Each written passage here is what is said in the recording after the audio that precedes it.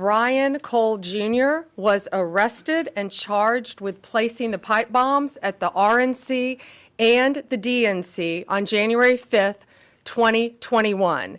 He has been charged with violating 18 U.S.C. 844, which is use of an explosive device. This was the work of multiple agencies working together.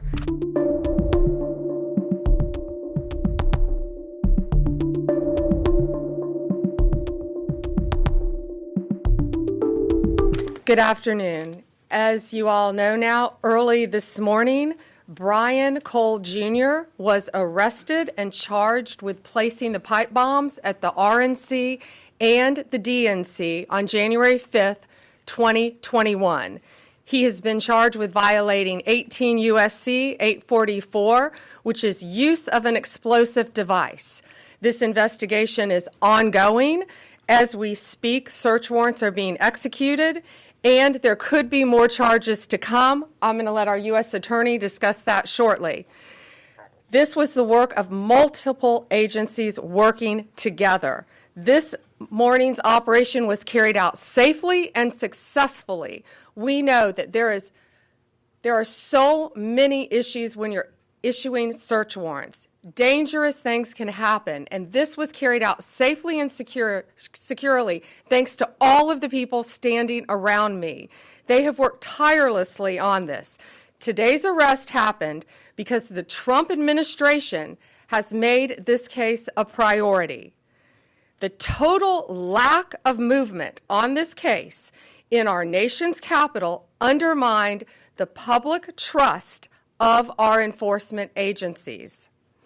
This cold case languished for 4 years until Director Patel and Deputy Director Bongino came to the FBI. The FBI, along with U.S. Attorney Pirro and all of our prosecutors, have worked tirelessly for months, sifting through evidence that had been sitting at the FBI with the Biden administration for 4 long years. Let me be clear, there was no new tip, there was no new witness, just good, diligent police work and prosecutorial work, working as a team along with ATF, Capitol Police, Metropolitan Police Department, and of course, the FBI. We are working every day to restore the public's trust. We hope that today is a significant step towards that progress. We'll share more information when we can and when it unfolds.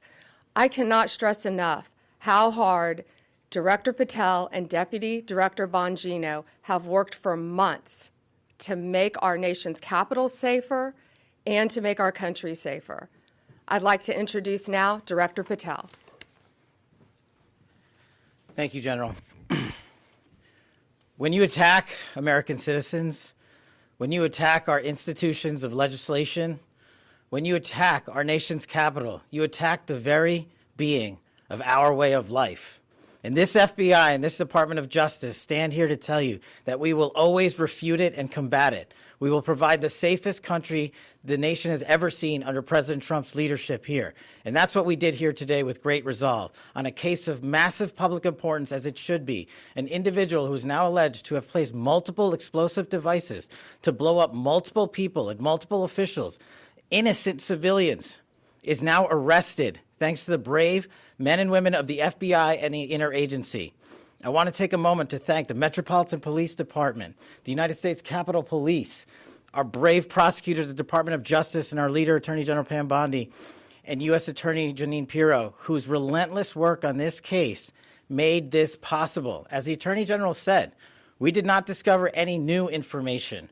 What we did, an investigation spearheaded by the Deputy Director and the ADIC of our Washington field office, brought in a new team of investigators and experts, re-examined every piece of evidence, sifted through all the data, something that the prior administration refused and failed to do.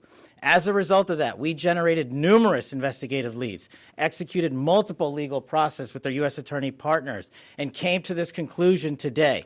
And that is why we were able to safely secure this individual into custody.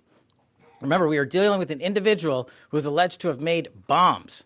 We cannot do this sort of takedown in haste because it endangers the lives of law enforcement. And this FBI will never allow the lives of law enforcement and our prosecutors to be put in jeopardy. This execution was flawless in terms of teamwork, resilience, and just a good old-fashioned way of police getting the job done. When you let good cops be cops, this is what happens. I'm eternally grateful to the team behind me, to the leadership at the FBI who made this possible. But I do want to highlight when I introduce the deputy, he made this case and so many others, including Summer Heat, his priority to come in here and solve it for the American people. And today, I'm proud to stand here before you and say, we solved it. He will have his day in court.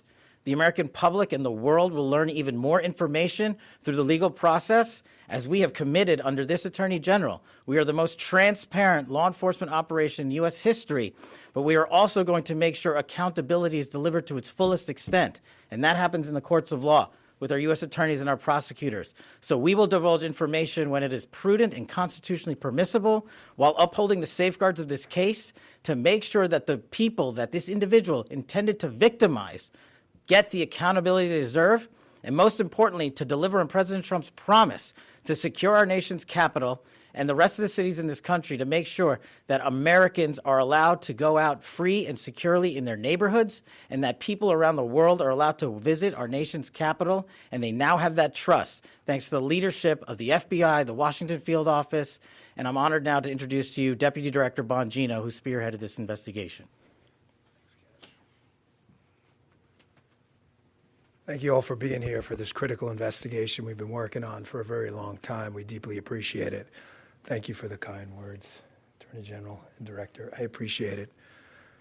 Folks, this is what it's like when you work for a president who tells you to go get the bad guys and stop focusing on other extraneous things not related to law enforcement. This is what happens. We had a great team. I know it's said a lot in this business. It was a team effort. It becomes cliche, but cliches are useful for a reason because they matter. And this was a team effort. The director and the attorney general emphasized that it was not a new public tip this came from. This was our internal work at the FBI.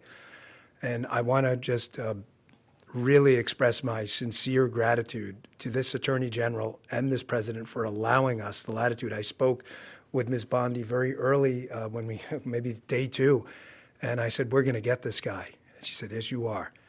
And we did. I want to also thank, he's not here, but Deputy Attorney General Todd Blanche, who we deal with often as well, who could not have been more supportive. Whatever process we need, Judge Janine, Todd, and Attorney General Bondi, they were there. All you had to do, they were a phone call away. And their team was amazing. We actually never had to make that phone call because they were always responsive. Thank you, Judge, as well. You were amazing. Folks, you're not going to walk into our capital city, put down 2 explosive devices, and walk off in the sunset. Not going to happen. We were going to track this person to the end of the earth. There was no way he was getting away. Well, we didn't have to track him to the end of the earth. It wound up in Woodbridge, Virginia. I want to thank the team. They were amazing. They never let this go. Again, Attorney General Bondi, for your incredible support. Director Patel, Judge, I know they're giving me a lot of unnecessary credit, but make no mistake, they were intimately involved in this and were there for all of those supportive mechanisms, and I deeply appreciate it.